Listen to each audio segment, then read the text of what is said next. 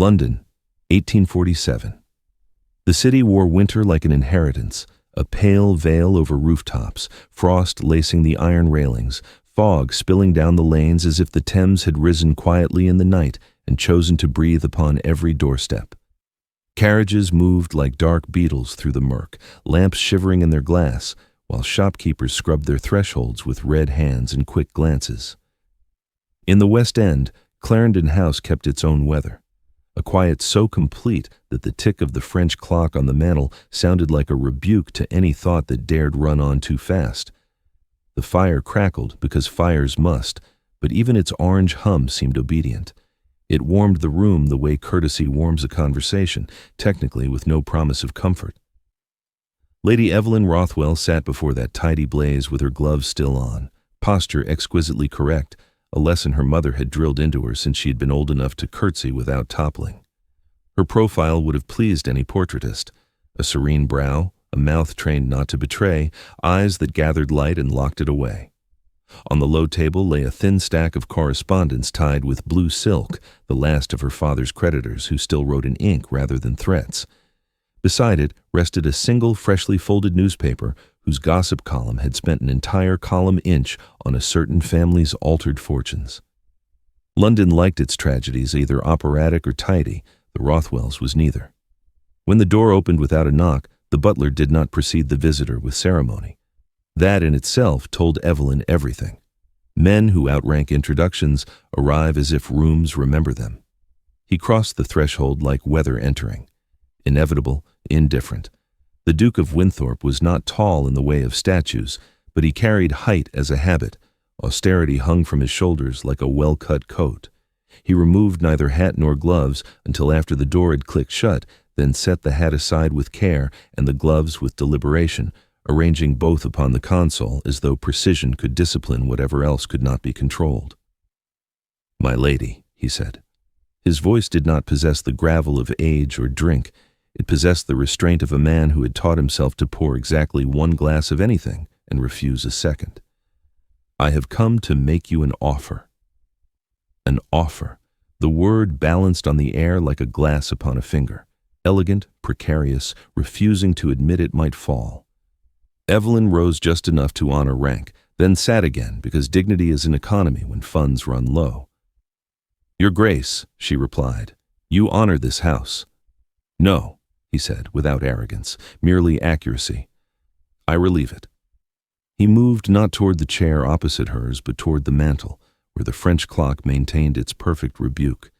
He set his signet ring beside it, and the metal made a small sound, the kind a heart makes when it chooses not to break.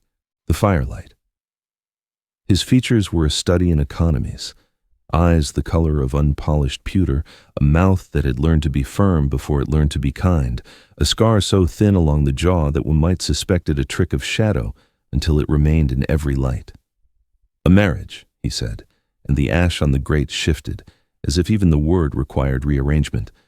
"Tomorrow, if you consent." The manners in Evelyn's marrow reached for sentences before the woman in her could. "Your Grace is very frank." "I am practical." He did not sit. Men who have made a habit of standing between disasters rarely do. "You would have a home of unimpeachable respectability, financial protection, and my word that your mother's care will be conducted privately and well." He paused. "I, in return, would have what a respectable man is expected to possess, a wife, a duchess. The conversation about my affairs would find itself out of fashion." The room heard the word affairs the way a field hears thunder. Evelyn did not flinch. She had been trained not to, and besides, she had learned in recent months that the world rarely strikes where one is braced. She took him in as she would a painting, composition, negative space, what the artist had not chosen to show. There were stories about Winthorpe Hall whispered between footmen who heard things and heiresses who preferred rumors to needlework.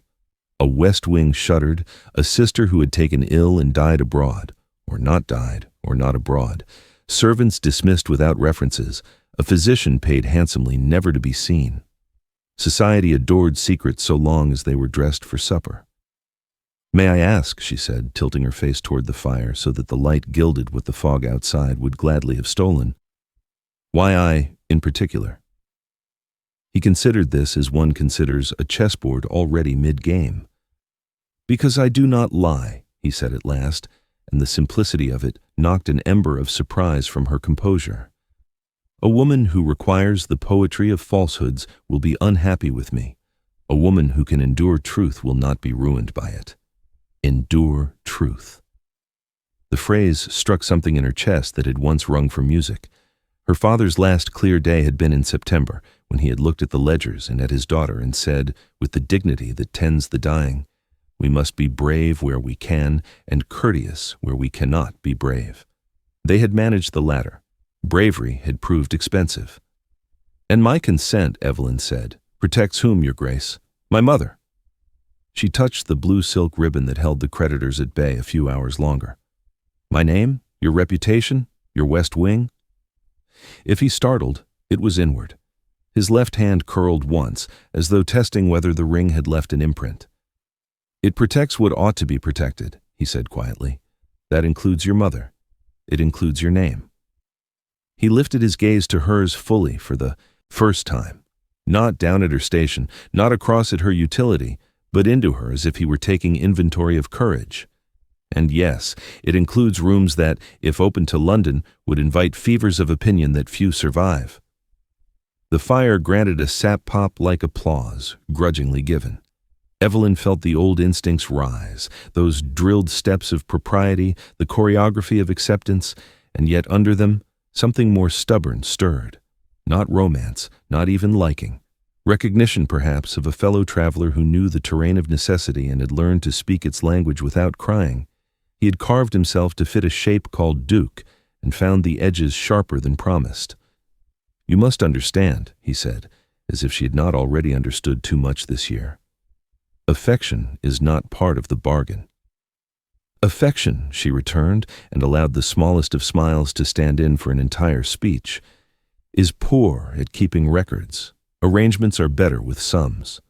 She indicated the chair opposite. "If we are to be accountants of our own fates, sit and itemize." He did not sit. He produced instead a single-folded sheet with the kind of careful authority that suggests signatures have been rehearsed. He placed it on the table between them, precisely in the space where one might put a flower if one had chosen courtship rather than contract. "My solicitor has prepared what is necessary. Your conditions may be added. I require only privacy, punctuality." The corner of his mouth tilted, not toward humor, exactly, but toward the idea of it. "And the grace to be believed when silence is kinder than explanation." Evelyn did not touch the paper yet. To touch a thing is to admit it might belong to you. "There will be speculation," she said, "of my motives, of yours. There already is." He glanced not at the blue ribbon, but at the newspaper that had coughed her family onto its second page. "I would prefer their hunger fed with ceremony rather than scraps." The clock used the pause to perform its duty. Outside, a cart rattled, a horse blew white from its nostrils. A newsboy called winter's headlines with the optimism of boys who have never paid a doctor. The world went on with its ordinary heroism, and two people stood deciding between the story London would tell about them and the one they might yet write themselves. "Tomorrow," he repeated, "if you choose." Evelyn looked at the fire, at the paper, at the man who had arrived like weather and arranged his gloves the way soldiers arrange reasons. She thought of the morning she had found her mother asleep in a chair with a cough tucked into her chest like a trespasser who had paid rent. She thought of the housemaids, brave in their aprons, pretending the pantry was still full of sugar. She thought of the version of herself who had once believed love's grammar simple and found it now all exceptions. "I will read," she said, fingertips, at last grazing the edge of the contract. The vellum felt cooler than paper should. "And I will consider." He inclined his head. Perhaps he wished to bow and did not dare. Perhaps he wished not to and did. "Your consideration does you credit." He reached for his gloves. "I will return at noon tomorrow. If the answer is yes, we will go to St. Stephen's. If no, I shall ensure your refusal does not become London's breakfast." He moved to the door, then paused. The pause was not theatrical. It was the kind men make when they are deciding whether a sentence belongs to the world. "There are kinds of cold," he said, not looking back, some preserve. And then he was gone, the handle settling back into its brass nest with a soft, irrevocable sigh. The room exhaled after him. Evelyn remained standing, the contract weightless and heavy. Snow began to tick against the window, soft as a rumor. She imagined the west wing of a house she had never seen, doors closed against drafts and memory alike. She imagined a life measured not by the volume of affection, but by the exactness of promises kept under difficult weather. She imagined, with a sudden disloyal flicker of curiosity, what his eyes might look like in summer. He had not knelt. He had not promised love. Perhaps that was mercy. Love, in her limited experience, had been a man who begged and then forgot his begging when the room applauded. Truth, even when it refused flowers, remembered what it had said in the dark. Evelyn untied the blue ribbon from the letters and laid it across the contract like a line of sky fallen to earth. Then she sat, folded her hands into calm, and read. The fire answered with a steadier burn, as if accepting its assignment at last. Outside, London resumed its breathing. Inside, something colder than despair and warmer than hope took a chair across from her and waited to be named. The morning of her wedding dawned with the quiet dignity of a resigned heart. The bells of St. Stephen's had not yet begun their measured call, and yet London already whispered about it. The Duke's sudden proposal, the ruined lady's swift acceptance. Gossip moved faster than light. It flickered through parlors and breakfast tables, wrapped in the silk of pity and the perfume of scandal. The city adored such stories, where tragedy wore pearls and salvation arrived wearing gloves. In the east wing of Clarendon House, Evelyn sat before her mirror, her mother's trembling hands fastening the last of the ivory buttons along the back of her gown. The mirror betrayed nothing but a calm, composed bride. Beneath that stillness, however, her pulse moved like a trapped bird. Her mother, pale from illness and sleepless nights, attempted a smile. "You look as though the angels themselves might envy you," she whispered, though her eyes betrayed the fear every mother carries, the terror of what she cannot protect her child from. Evelyn turned slightly, catching her. Mother's reflection rather than her own. "You taught me to survive with grace," she said softly. "Today, I shall put the lesson to use." Outside, carriages arrived in slow procession, hooves muffled by the fresh snow. A handful of curious faces lingered near the gates, hoping for a glimpse of the lady who had bartered pride for stability. Evelyn's maid entered quietly, carrying a veil of tulle so fine it might have been spun from sighs. "The carriage waits, my lady," she said, her voice careful, as though sound itself might shatter the moment. When Evelyn stepped into the carriage, London greeted her like a theater audience holding its breath. The city that had once embraced her family's soirees now measured her worth in whispers. She gazed out the window, at the gray streets, the endless mist, the people carrying on their unremarkable mornings, and wondered whether happiness was truly something one could lose, or whether it simply transformed into something quieter, something bearable. The church was cold, its candles laboring against the draught. The Duke stood at the altar already, his expression composed into that familiar mask of indifference. He wore mourning colors, black coat, waistcoat of ash-gray silk, as though marrying her were a duty performed for the dead. Evelyn's heart, traitorous and alive, sought meaning even there. She wondered whether he wore such darkness for himself or for the ghost that seemed to follow him everywhere. As she approached down the aisle, the murmur of guests blurred into the hum of her own pulse. There were only fragments of sound she caught: pity, advantage, necessity. The words had lost their edges, like coins too long in circulation. She lifted her chin, the embodiment of serenity, even as her stomach twisted with the knowledge that this was not love. It was rescue, delicately disguised as ceremony. When the vows came, his voice was clear but distant, like a man reciting history rather than promise. "I take thee, Evelyn Rothwell, to be my lawful wife." There was no tremor of affection, no glance of reassurance.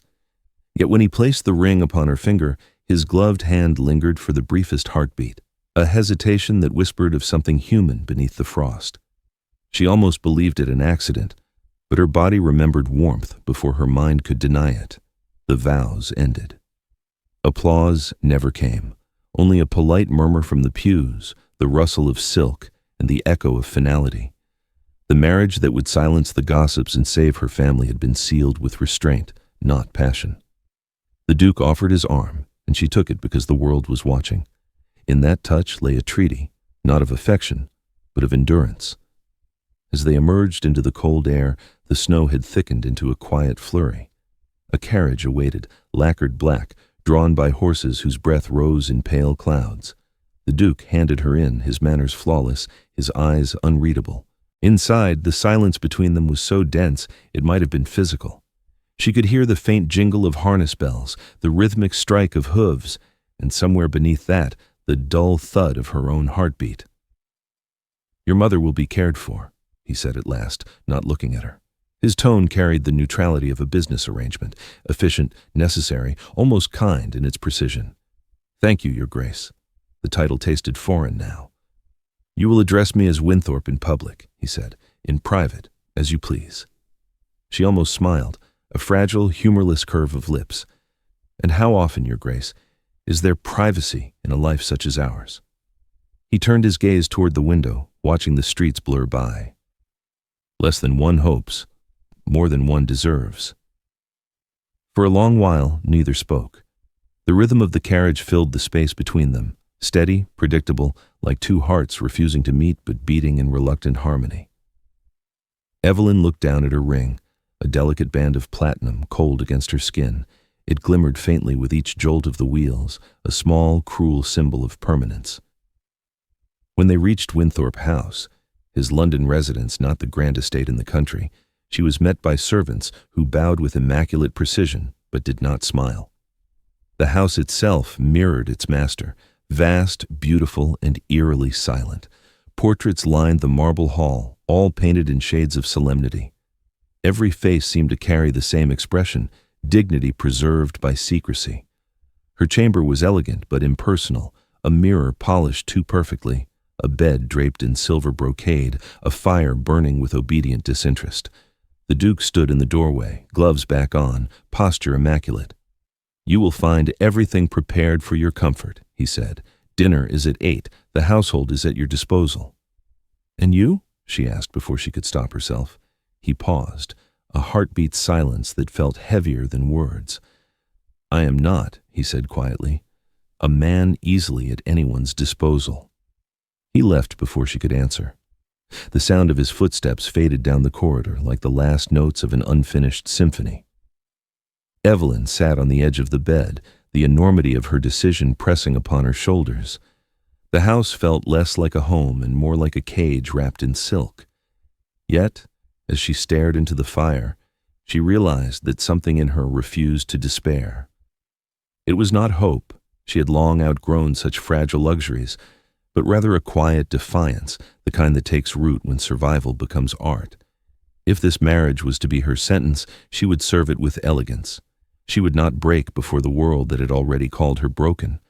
And somewhere deep within, though she would not admit it aloud, a part of her longed to know what sin the Duke's silence was hiding, and why, in all his restraint, she had glimpsed the faintest flicker of sorrow behind his eyes. The first crack did not come with raised voices or shattered porcelain. It arrived the way frost takes a window, quietly, intricately, declaring the world different without asking anyone's permission. 2 nights after the wedding, Winthrop House held its breath as if the new Duchess might exhale a different climate into its corridors. The footmen moved as precisely as chessmen, the maids as softly as conjecture. Even the clock in the long gallery seemed to keep time with courtesy rather than gears. At dinner, the Duke spoke in sentences that could have been copied into a ledger, clear, accurate, limited to what must be known. When he rose, he bowed over her hand as if he were returning a borrowed page, and retired to his study with a candle and a stack of letters tied in black ribbon. Evelyn did not follow. A bride is not a trespasser in her own house, but there are rooms where a woman may be legally admitted and morally unwelcome. She sat for a while at the pianoforte, touching the keys without pressing them, feeling the ghosts of notes that other ladies had coaxed from ivory, then closed the lid and let the silence be eloquent. The fire in the drawing room burned dutifully. The portraits watched dutifully. She performed her part dutifully. And then, because duty is a poor sedative, she rose and walked. The house at night revealed a different architecture of truth. Lamps pooled light onto carpets patterned like disciplined gardens. Staircases swept down in marble sentences. Doors arranged themselves with the self-importance of nouns. She passed a window where snow freckled the glass and paused, palm against the cold pane. London lay beyond, streets like veins, a city alive with its own unsolvable heart. Behind her, the corridor exhaled a draught. The flame of her hand candle trembled, then steadied, like a resolve remembered just in time. She meant only to find the library. Books had always behaved better than people. If they withheld, it was from everyone equally. The library, when she located it, did not disappoint. Walls shouldered under leather and gold, a ladder with brass rails, a writing table that could have hosted treaties. She chose a volume at random, Plutarch's Lives, suitably instructive if one were married to a man who conducted his soul like a senate, and seated herself near the hearth.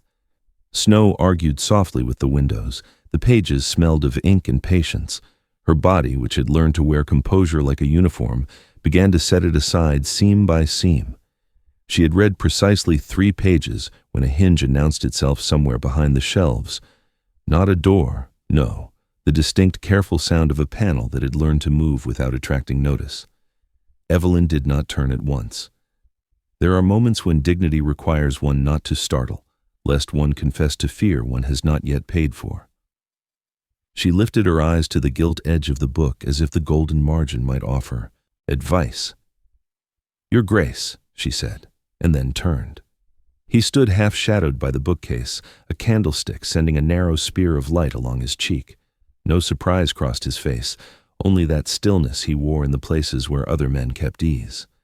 For a moment they watched each other as one might watch weather gathering, calculating where it intends to fall. "You favor Plutarch," he observed, voice low enough that the fire pretended not to hear. "I favor instruction that has survived centuries of other people's mistakes," she returned. "It feels economical." The corner of his mouth made its almost motion toward humor. "Economy is fashionable here." He stepped fully into the room, letting the panel fall closed behind him with the smallest of clicks.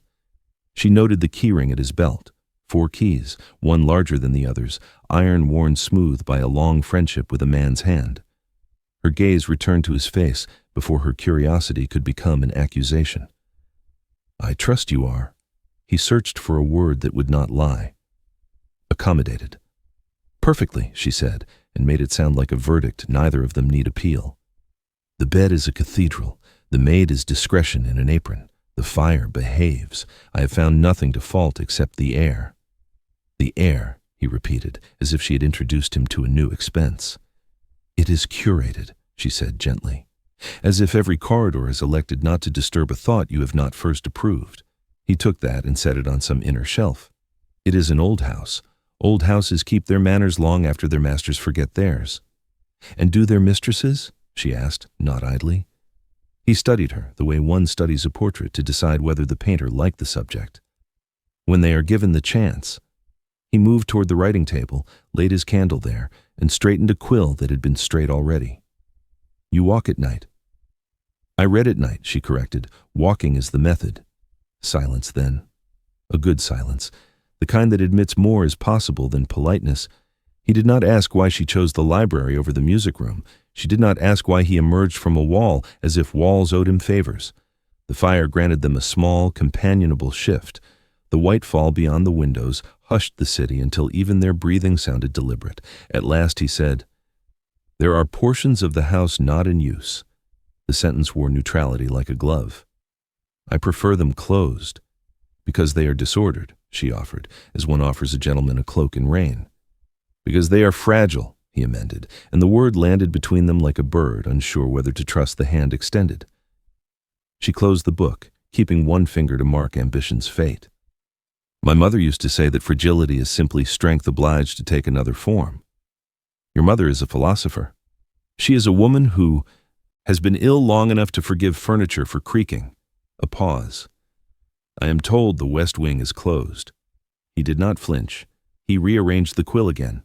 For the quill's comfort, one guessed, not his. You were told many things. And very little by the man who might tell me enough to make the rest unnecessary. The candlestick flame drafted thin and then plumped. He looked at her then, not as one looks at a duchess to whom one owes a certain inventory of courtesies, but as a man looks at a person whose understanding has begun to matter. I do not withhold out of contempt, he said, and the confession startled them both by sounding like one. Silence. He stopped, corrected. Some facts are wolves. They do not wait to be named before they devour. I prefer to keep the door latched. And yet you walk the corridors by a door hidden behind books. She kept her tone gentle, an instrument tuned for persuasion rather than triumph. Does the wolf not follow? He breathed once, a measured thing, as if his lungs had made vows of economy too. It follows where it chooses. My job is to make sure it does not choose indiscriminately. She stood, the book secure in her hand like an ally that would not gossip. I do not require affection, Your Grace, she said, but I would prefer to be treated as a variable in the equation, not a result. Something in his posture, so impeccable it might have been carved, softened at the edges, not a collapse, a consent. Very well. He rested his palms on the desk as if the wood might authorize honesty. There is a room. There are reasons. They are not disreputable, but they are private. I will arrange the house so you need not pass that way. It is not a secret I keep from you. It is a burden I keep off you. Burden has a way of rolling downhill, she said, though not unkindly. I prefer to decide which rocks I'm willing to catch. He looked away then, toward the window, where snow performed an argument with gravity and grace. When he returned his gaze to her, it carried something like admiration tightly buttoned inside it. You are braver than you look, he said. I look as brave as I can afford, she replied. He picked up the candle. The flame bowed. Will you allow me to show you the winter garden tomorrow? It keeps better than the rest of London in this weather. The conservatory roof tarnishes the light into something almost like mercy. It was an invitation disguised as information, a walk disguised as diplomacy. Evelyn weighed it the way she weighed every expense now, against her dignity, against her curiosity, against her mother's quiet breath in a bedroom on the far side of town. Very well, she said, I will bring a book in case the plants refuse to converse. They rarely do, he murmured, and the humor almost arrived again. He moved toward the panel. She watched how his shoulder remembered the path without, looking, how his hand found the seam along the shelf where leather met mechanism. Before the latch yielded, he paused. If you are ever in doubt, he said, ring for Morris. He has served here longer than I have owned breath. He will not ask you questions you do not wish to answer. And if I have questions I wish to ask, then ask them, he said, and slipped into the wall as easily as a verdict slips into history. Left alone, Evelyn reopened Plutarch and discovered she had no patience for men who believed destiny owed them explanation. She set the volume aside and stood in the center of the room until the house accepted her as one of its nouns. The air still felt curated, but it acknowledged her now as a participant in its curation. She crossed to the shelf where the panel had closed and laid her palm against it. The wood was warmer than it ought to have been, heat trapped in arteries that did not admit they were arteries. The first fracture, she realized, was not in his secret. It was in her certainty that she wished to live untouched by it. Curiosity, which had for months been starved by necessity, lifted its thin head. It did not roar, it merely asked to be fed. When she returned to her chamber, she found a single object on the small table beside the bed, a sprig of winter jasmine in a narrow glass, star-shaped blossoms asserting summer's argument in December. No card, no flourish, only a scent so slight it might have been imagined. She brought the flower to her nose and closed her eyes. It smelled of something unafraid to be delicate. She set the sprig back and drew the curtains. Snow laid its cheek against the windows like a child pleading for a story. Evelyn lay on the immaculate bed and listened to the house thinking. Somewhere beyond the library, a closed door held its breath.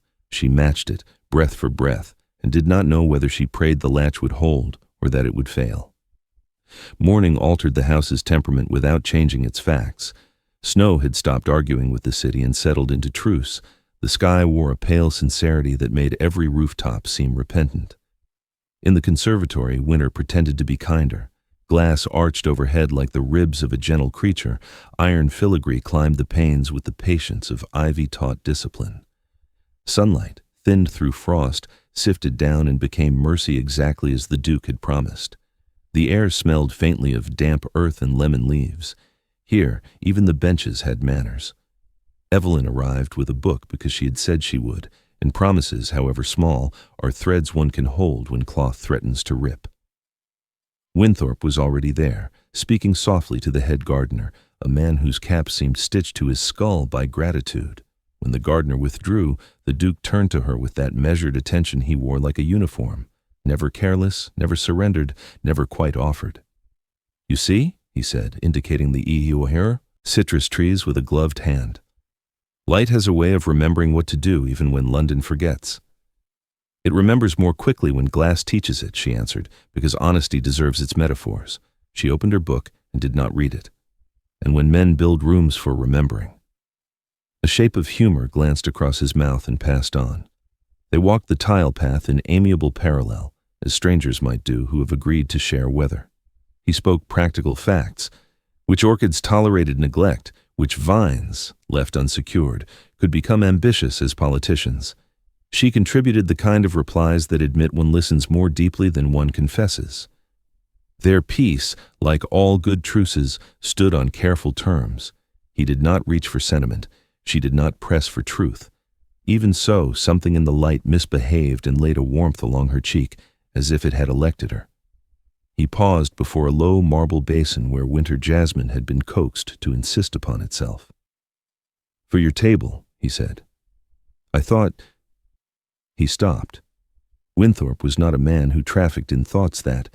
He replaced the sentence with action, summoned a footman with a nod, and instructed the cutting of a handful of star-white blossoms to be delivered to the Duchess's chamber after luncheon. The discretion with which the order was carried out felt like a compliment and a warning. Here, kindness must never be seen applying for a position.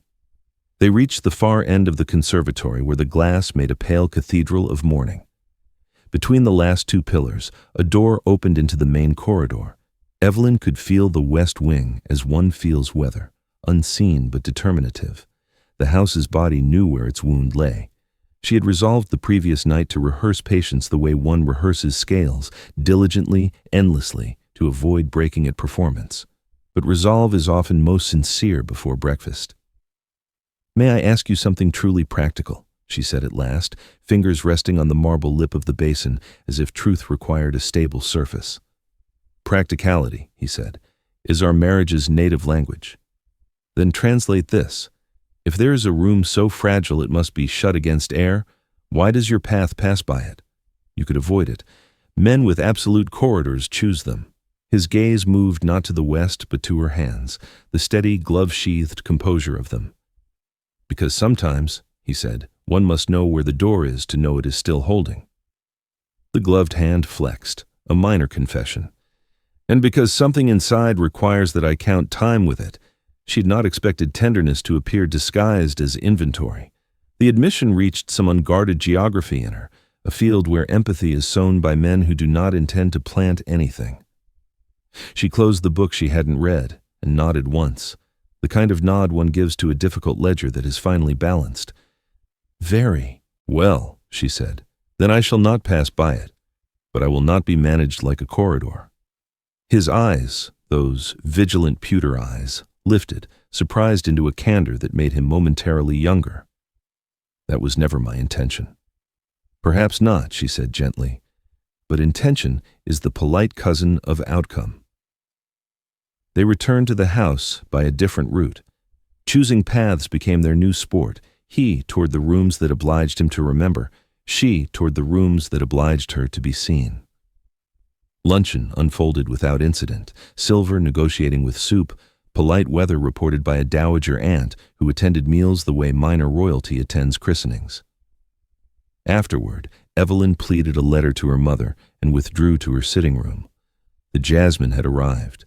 Its scent was a soft argument against bleakness, and she admitted it victory by placing the glass near the window, where cold light could gild stubborn white. She wrote, then did not send the letter, because truth misbehaves on paper when others must read it. Dusk took the city in hand. Lamps woke in their glass.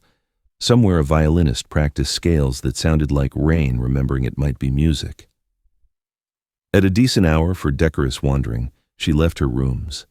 Intention is polite, but curiosity is a thief with soft feet. Evelyn walked a route she could have justified to any household book, across the long gallery, down the south stair, past the portrait of an earl who resembled a moral. The air cooled as she neared the spine of the house, the temperature of secrets. Carpets thinned, lamps spaced themselves with a severity that warned extravagance was not welcome here. The corridor bent, then narrowed, then offered up a straight stretch of polished boards, and, at its end, a door whose paint had the arrogance to refuse cracking. No draught crept from beneath, no sound pressed outward, asking to be named, and yet the door was not inert. It possessed that quality of objects that have been asked to perform more service than their makers intended. Evelyn stood a few paces away and allowed her heartbeat to remember modesty. A person may be brave, a duchess must be prudent. She looked over her shoulder and saw no one. Even silence, it seemed, had elected not to chaperone. Her hand rose, fell. A single knock would be invasion or mercy. She could not decide which. She settled for neither and stepped nearer until the wood filled her view. On the jamb, almost invisible unless one were the kind of woman who notices invisible things, a set of shallow scratches marked the height of someone once smaller, a child's measure, notched over years. Evelyn's breath altered its arithmetic. Fragile, he had said. A room does not become fragile because of furniture. Your Grace, said a voice behind her, quiet as competence. Morris, the butler, stood at a respectful distance, posture suggesting that propriety could be armor if polished daily. The west corridor is cold at night. May I escort you back to the warmer rooms? Of course, Evelyn said, the syllables selecting restraint over theater. She let her gaze rest one last time on the door. Does it? She did not finish. Questions are wolves too. Morris inclined his head by a fraction. His Grace is most constant in his care, he said, and somehow this answer made every other question unnecessary and essential at once. If your ladyship ever has need, ring the silver bell in your sitting room. It answers more than rooms. He offered his arm as if escorting a duchess from an opera rather than from the edge of a private weather. She took it because wisdom sometimes wears the face of retreat. As they walked, he spoke of ordinary things, a shipment of coal delayed by a broken axle, a seamstress who would attend on Thursday, a footman's mother lately recovered from fever.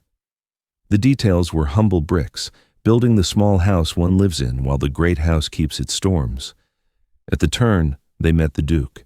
He had come without haste, but with purpose, the kind of timing that suggests a man listens for threads that tighten and arrives before they snap. His gaze took in Morris, Evelyn, the corridor's temperature, the invisible pressure of a closed door.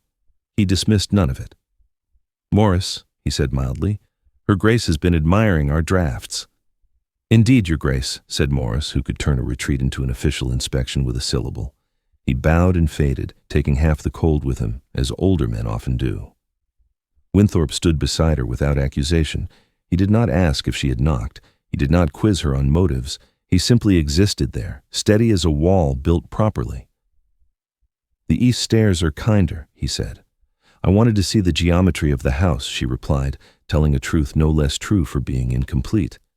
Geometry, he repeated, as if the syllables might change into mercy if held long enough.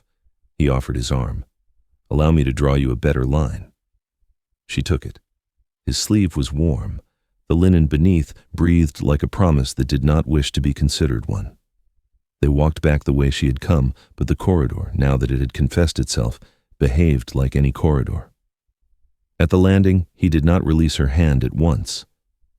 If you ever require an answer that is not fit for a household ear, he said, ask me in the conservatory at morning. Plants are poor gossips. Poor gossips, she said, excellent witnesses. Then let them witness, he answered, and for the first time since the contract had slid across a polite table, she heard a warmth in his voice that belonged not to duty, but to will. That night, sleep did not arrive in its usual uniform. Evelyn lay with her ear turned toward the house. She learned its vocabulary, the sigh of pipes equalizing their tempers, the faint arithmetic of ash collapsing in the grate, the softness of servants who had made alliances with hours long after midnight. Once, only once, she heard a sound from the west that could have been a voice or a memory imitating one. A lullaby, perhaps, sung by a person who had forgotten all the words but one. She rose and crossed to the window. London's lamps made tiny constellations of insistence. Her breath clouded the glass and cleared. In its fleeting fog, she wrote a word with her fingertip, then erased it before meaning could harden. Soon. The house, which had expected to be obeyed, now found itself negotiated with. The secret had not changed, but the orbit around it had. Evelyn felt it, the subtle pull toward the door that contained both her husband's diligence and his dread. Curiosity is a thief. Compassion is an accomplice. Between them, they planned kindly robberies. Toward dawn, she slept and dreamed of jasmine blooming in snow and a corridor that opened onto a garden where doors were made of light. In the dream, she stepped through without permission. Morning would ask her to earn that courage. For the moment, she kept it like a coin under the tongue, warming to her name. The storm arrived dutifully at dusk, as if summoned by a statute older than the house. Rain stitched a restless music across the glass. The wind made a solicitor's case to every seam it could find. The conservatory, benevolent even under assault, chimed now and then as the panes decided to remember their courage. Dinner had been quiet, too quiet, the kind that edits appetite, and Evelyn excused herself before coffee with the smooth apology of a duchess who has mastered the art of leaving rooms that misconstrue her. She did not go to her chambers. She went to the corridor that knew its own temperature. The way was half lit, lamps spaced like commas, asking her to breathe correctly. She carried no candle. Stormlight, interrupted and resumed by the windows, escorted her like a nervous friend. As she turned the last bend, the air cooled again, the house's old reflex. The door waited. It had the composure of something that had been obeyed long enough to mistake obedience for love. She stood a moment, measuring silence the way one measures a step before a bridge. The childish height marks on the jamb looked pale and stubborn. Her fingers hovered, withdrew, returned. Soon, she had written in fog the night before. Soon had developed the habit of arriving when no one was ready. She raised her hand and knocked. Nothing. Then something. No louder than the sound a person's courage makes when it chooses a side. A chair bumping against a rug. A whisper that could have been a name or a prayer forgetting its grammar. She tried the latch. It held. Of course it held. She had not expected otherwise. Expectation, like linen, must be ironed before use. From the pocket of her gown, she withdrew a small hairpin, the sort of absurd instrument upon which empires of propriety rely. She looked at it, then at the lock, and was suddenly ashamed of every poor operatic novel in which a young bride breaks into a secret with 3 dainty clicks. "Do not," said a voice behind her, quiet and not unkind. She went still without the dramatics. Winthorpe stood a few paces away, rain in his hair, storm shadows on his sleeve. He had come quickly but not running, the way a man hurries toward a precipice he has long mapped. He lifted his hand, and she noticed he was ungloved. It was the first time she had seen that bare gravity, tendons, a scar, a history that had not filed its reports. He did not scold, did not demand, did not ask why. He simply took in the geometry, a door, a duchess, a hairpin, a night that had decided its weather. "If you tell me to return to my room," she said evenly, "I shall do it. I will hate myself for a week, forgive myself by Sunday, and learn to knit as compensation. But the door will go on being a door, and I will go on being a woman who did not knock hard enough." His mouth moved, some word failing inspection before it reached air. He set his palm flat against the wood, nothing ceremonial, just the human gesture of a person counting heartbeats that are not his own. The muscle in his jaw acknowledged its existence. "She is sleeping," he said at last, and it was not a confession. It was a pronoun offered like trust. Most nights. With the weather, she forgets her history and remembers the present. The present is an improvement. "She," Evelyn repeated, because pronouns need witnesses. "My sister," he said, and the corridor changed temperature not from cold but from accuracy. He kept his hand on the door as though the wood could translate. Her name is Margaret. You may call her Greta if you wish to be loved immediately. The space between Evelyn's ribs rearranged itself, the way interior architecture must in the presence of new, load-bearing truths. The papers were fed, he said, not unbitterly. They liked the taste. And you, she said, fed them? The question was surgical. It asked to remove a splinter or a lie. I starved them of alternatives, he answered. She was not dead. She was broken by a fever the town physicians named and then abandoned. She wakes to one century and sleeps in another. On her good days, she converses in last year. On poor days, she is 8 and her mother has not died. The city calls such conditions by words that cannot hold them. He looked at Evelyn finally, not over or through, but into, as if asking whether her comprehension could tolerate an uncurtained view. I can manage scandal. I cannot manage cruelty. And the West Wing keeps cruelty out, Evelyn said quietly. And shame, he said more quietly. Mine, hers, London's, choose which, and you will not be wrong. The rain chose that moment to find a gutter and pour its case in full. Evelyn stepped nearer, not to the lock, but to him, within arm's reach of a secret being honest for the first time. She wanted to touch his hand where it met the wood and could not, because virtue is sometimes no more than an accurate sense of timing. What do you fear I will do, she asked, if you open the door? Flee, scream, pity you so loudly it breaks the floors? I fear you will look at me differently, he said simply. Men like me survive on borrowed definitions. The world loans us names. Duke, reliable, suitable for portraits. If I confess the rent I pay for those names, I may be evicted. She nearly laughed, and it was the nearest to crying she had come since childhood. I am newly housed, she said. Evictions are bad for the furniture. A sound drifted from within, this time unmistakably a voice, light and lilting, humming a fragment of tune the storm could not remember. Winthorpe closed his eyes. When he opened them, the decision had settled behind his irises like a tide that has come to stay. You may meet her, he said. If she is in a place that welcomes strangers, you must allow me to be wrong about that without punishing me for love. I am capable of granting pardons, Evelyn replied. He unlocked the door. Not with the keys at his belt, those were for corridors and accounts, but with a thin, well-loved key on a chain around his neck. The click was small and brighter than expected, as if the lock had been oiled with hope. He pushed the door no wider than the width of honesty. The room inside was warm, not elaborate, a hearth, a chair with a knitted blanket insisting on cheerfulness, a shelf with picture books whose spines had survived many small gravities. A woman sat at the window, hair plaited loosely as if sleep had been teaching it forgiveness. She looked younger than rumor and older than mercy, and when she turned, her eyes had the clarity of someone who has learned to live where maps end. Greta, Winthorpe said, and his voice became a man's voice rather than a duke's. I have brought... He hesitated, as if names were garments that must be fitted. I have brought Evelyn. She is kind. The woman smiled the way one lights a candle. Then she is rare, she said. Come in, Evelyn, who is kind. I'm having a night with rain and a day with sunlight, and it is confusing, but you may sit where the chair tells you it is sensible. Evelyn stepped across the threshold as one steps between stories. She sat.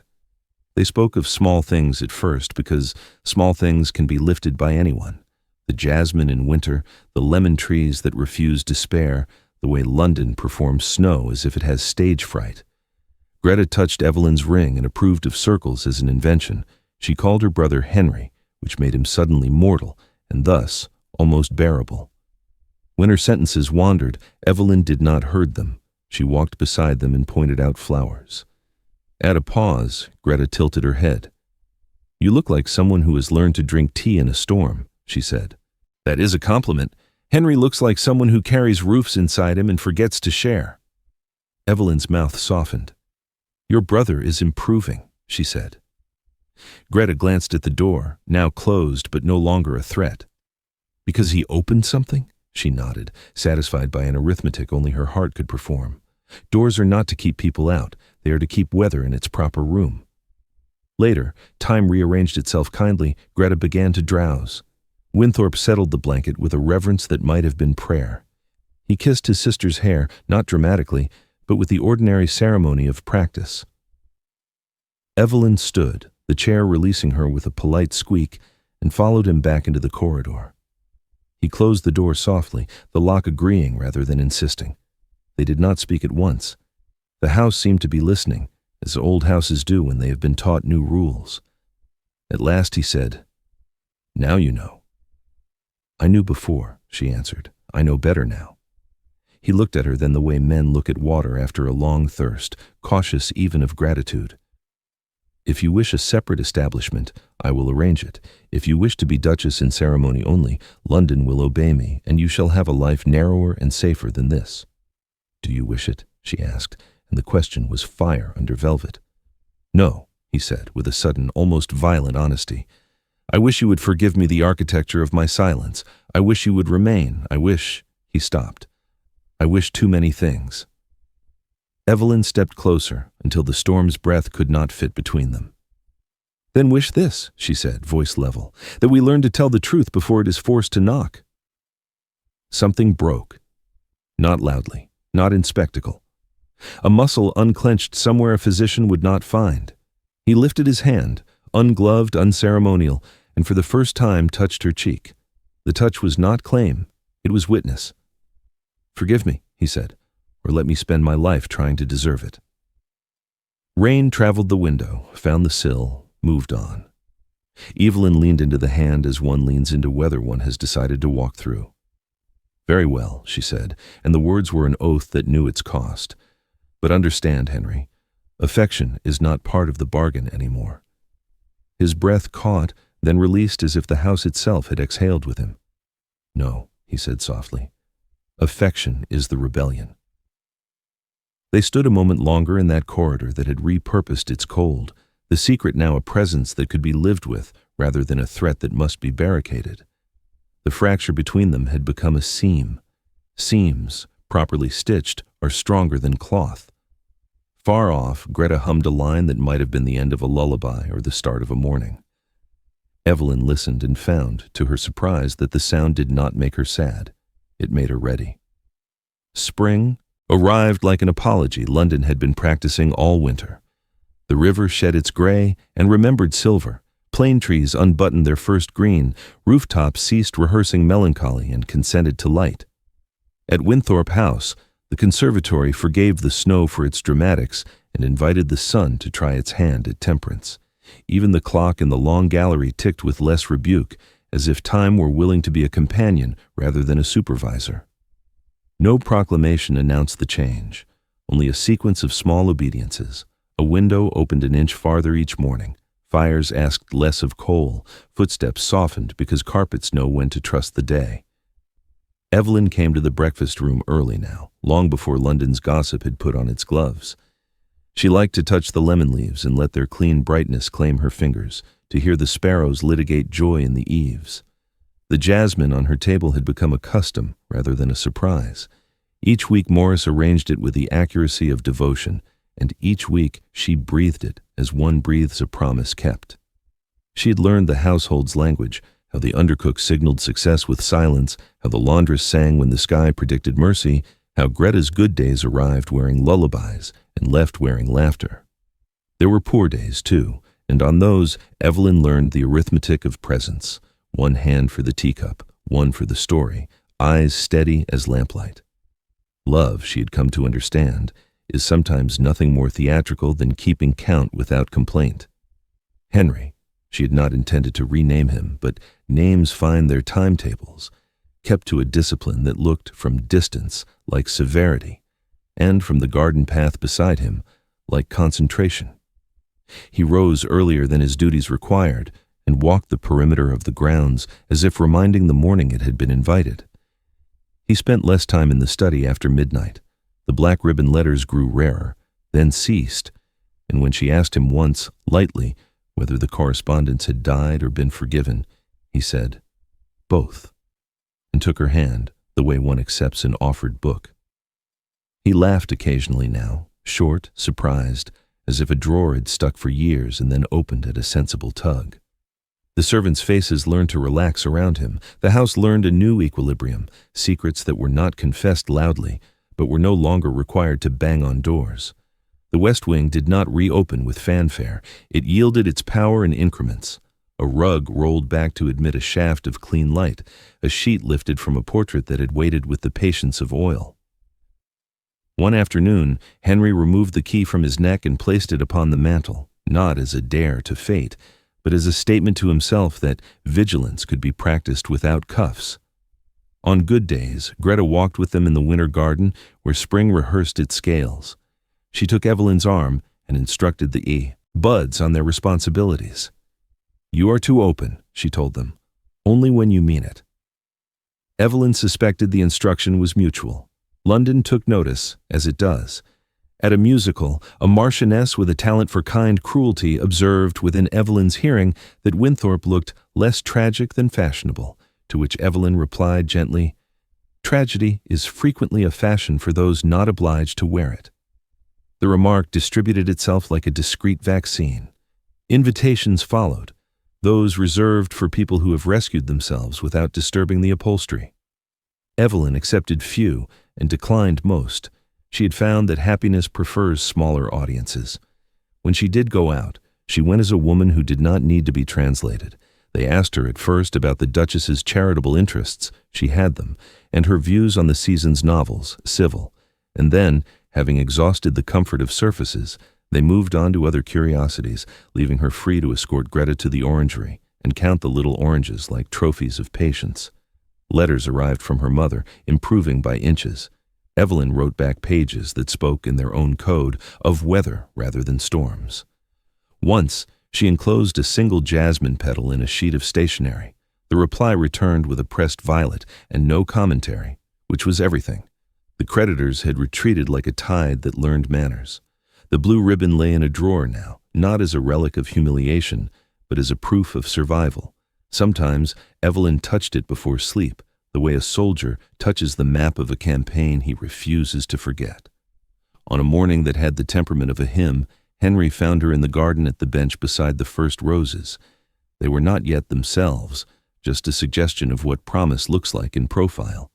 He stood for a moment with his hands behind him, as if he were being polite to the sky. She looked up at him, curious the way one is curious about a familiar road that has decided to show a new view. "I have had the brass plate made," he said, the words familiar as breath and new as courage. "If you will approve it." He offered the proof. "The Wild Rose Room," it read, and below, a second line she had not expected. "Where doors are opened when they ought to be, and kept when they must." She traced the words, not to test the metal, but to test the meaning. "It is a philosophy," she said. "It is a policy," he said, almost smiling. "I find I need both." They walked then, slowly, because people who have been often hurried choose slowness as a luxury, and came at last to the corridor whose air had once insisted on its climate. It was warmer now, though the sun had not reached it. Warmth had adopted another method. Greta was in the room, sitting with a book and a preposterous shawl that behaved like a declaration of independence. She lifted her gaze and greeted them with the easy ceremony of old affection. "My dukes," she said, patting the chair that had decided to be Evelyn's, "Henry of Keys and Evelyn of Sense." "We are remitting titles," Evelyn replied, taking the seat. "Today we enter the age of roses." Ritual has its place, and that day she learned how tenderly it can be practiced. Henry knelt not in supplication, but to fix the plate level. His hands, which had carried reputations like heavy glass, worked with an unlordly care. Greta supervised with the gravity of queens who have abdicated nothing essential. The screws turned and caught, the letters took up their residence on the grain of the world. When he stepped back, the metal caught sunlight and made a small brightness of its own. "Now," Greta said, satisfied, "it is the right kind of door." They stayed for tea. They stayed for a story Greta remembered differently each time and always with the correct moral. That kindness survives poor architecture. They stayed until the light changed and the room announced itself ready for quiet. When Henry rose to draw the curtain, Evelyn saw, not for the first time and not for the last, the man who had negotiated himself toward gentleness and had paid with all the currencies men prefer not to acknowledge: patience, apology, attention. He looked over at her and found her already looking. They exchanged the kind of smile that is not displayed in portraits because it belongs to days rather than events. Evenings arranged themselves simply. Books in the comfort of companionship, walks that discovered the exact hour London began to forgive itself, laughter that refused to be theatrical. On one such evening, the sky pinked with the extravagance of a child's painting. Henry brought to the bench a small parcel wrapped in paper that had once carried invoices. Inside was a locket, no Baroque declaration, just a plain oval polished to a considerate shine.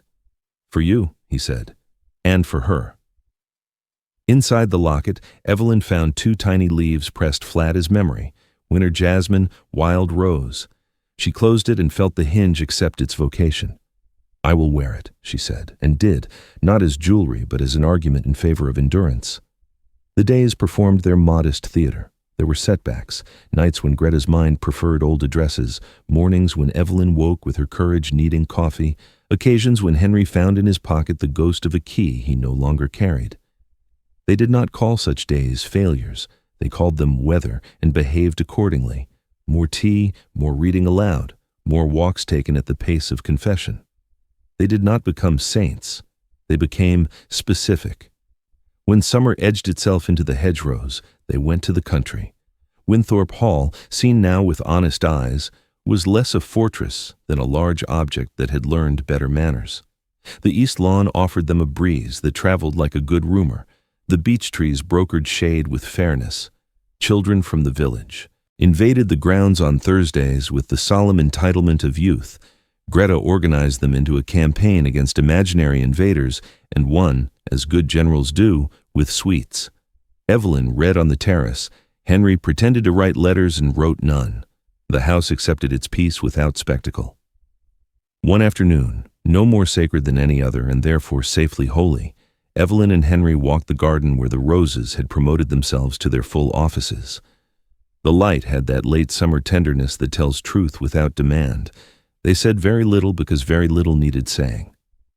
At the turn by the sundial, she touched his sleeve, and he turned, and she kissed him the way one seals a document whose terms have already been lived. It was not the kiss of reprieve or fireworks. It was the quiet signature of people who have decided the contract should be beautiful as well as binding. When they parted, she rested her forehead to his for a moment that life can afford when it is saved wisely. "Thursday," she said, "Greta's campaign." "I will bring books," he said, learning his own lesson as if for the first time every time. "Not flowers? Only the ones pressed inside." They laughed because joy is authorized to be ordinary. The house exhaled its approval through open windows. Somewhere, a bell decided the hour and was correct. Later, alone for a moment on the terrace, Evelyn opened her locket and considered its small botany. The jasmine, which blooms even when the world proposes otherwise, the rose, which argues with thorns and winds. She thought of doors, those she had opened, those she had kept, those that had learned under her hand to be both honest and kind. Love had not come to rescue her from a cold proposal. It had come to teach both of them how to repurpose the cold. Preservation is a kind of warmth if tended with care. She closed the locket, and the click was a sound she trusted. The garden bent its ear toward evening. The house, having been asked to be brave and courteous in new ways, complied. The city at its far edge rehearsed tomorrow with a little noise and less malice. Evelyn smoothed her gown and stood, not to perform, but to participate. She had kept her vow to herself that nothing would be wasted, not even weather. If forgiveness had not saved her, it had made her brave enough to live again, and that, after all, is a larger salvation than any choir can sing. She went to find Henry and Greta, who were, as expected, precisely where sense would put them. In the garden where secrets prefer to sit when they have retired, drawing plans for a future that would require, at most, ordinary courage and an honest door.